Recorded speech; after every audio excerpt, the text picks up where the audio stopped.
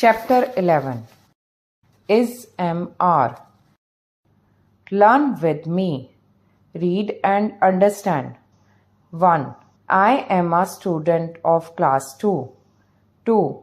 Mrs. Neeta Kapoor is my teacher. 3.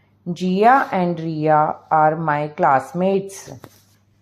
The word is M and R are the present tense form of the verb be. Present tense form are used to talk about actions happening now. These three words can be used as main verb or as verbs that help other verbs. As main verbs, as helping verb.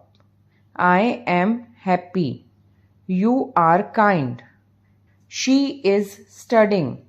They are teasing others. We use am with I, is with he, she, it, everybody, somebody, nobody, everyone, someone, no one, and singular noun. Are with you, we, they, and plural noun. Note: I am very hungry.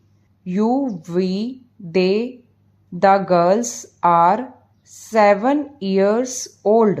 He, she, it is going to the park to play. Learn with me.